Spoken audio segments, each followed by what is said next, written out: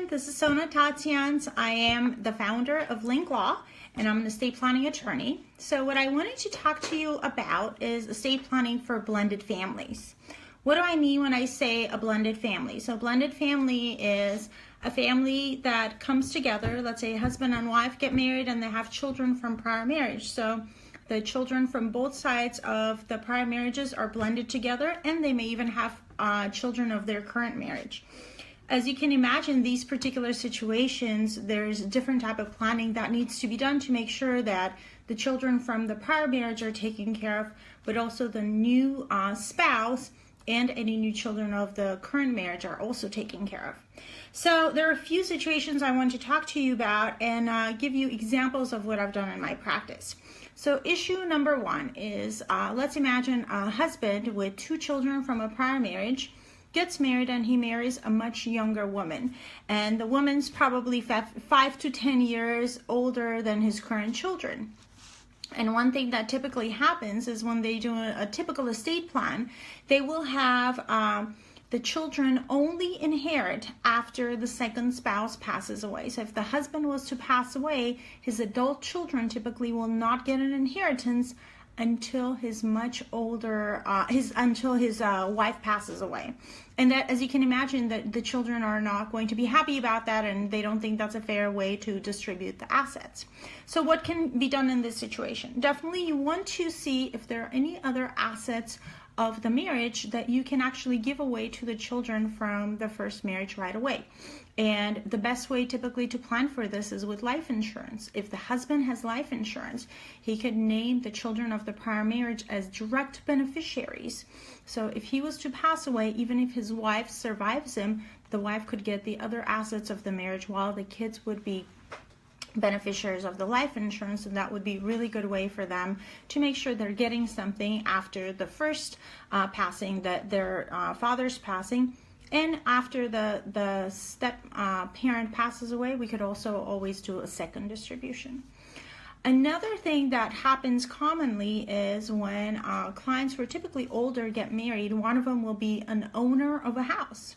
And one of them will own the house and their new spouse will move into the house.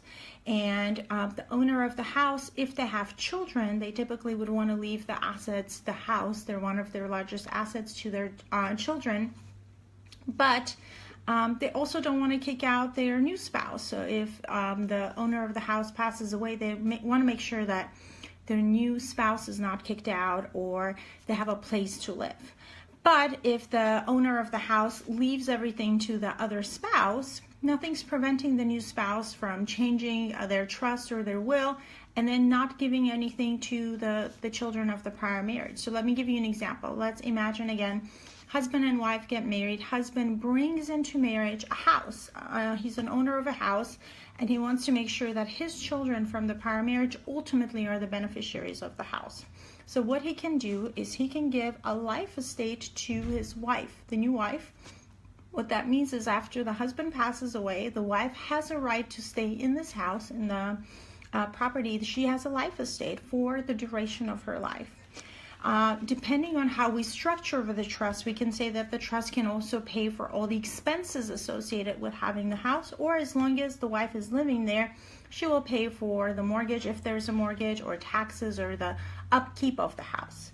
But after the wife passes away or she moves out, she decides that she no longer wants to live there, the house will go to the children of the husband, the children of the prior marriage. So this way we're guaranteeing that the wife is never kicked out of the house, but at the same time that the children of the prior marriage will be the ones to be the beneficiaries of the property.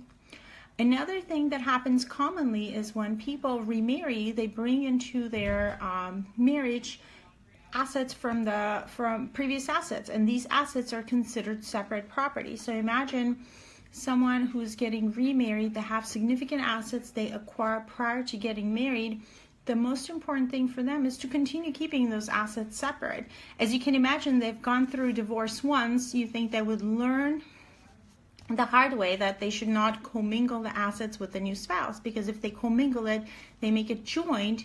At that time, if there's, God forbid, a divorce, they're going to have to split the assets again. So I do this quite often in my practice. Is I see clients who during their second marriage are bringing, one of them will bring significant assets to the marriage. So what they decide to do is any assets they have brought into marriage, their separate property, they will put into a separate property trust. And the separate property trust will have a very different distribution from the joint trust they create with the new spouse. The joint trust typically will say husband and wife create the trust together, and if one of them passes away, the survivor can get everything. But any separate property that a spouse has brought into the marriage, they want to keep separate, and they can say, let's say the wife or the husband can get the income of the property upon their passing, but ultimately the principal will go to the children of the first marriage. These can be very complicated. These can eventually become very costly issues.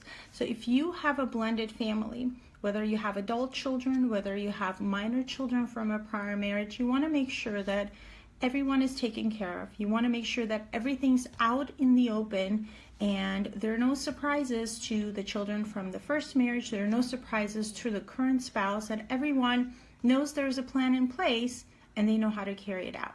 If you have any questions or if you want to talk further about it, feel free to give me a call. Our number at the office is 818-956-9200, and I will see you next month. Bye.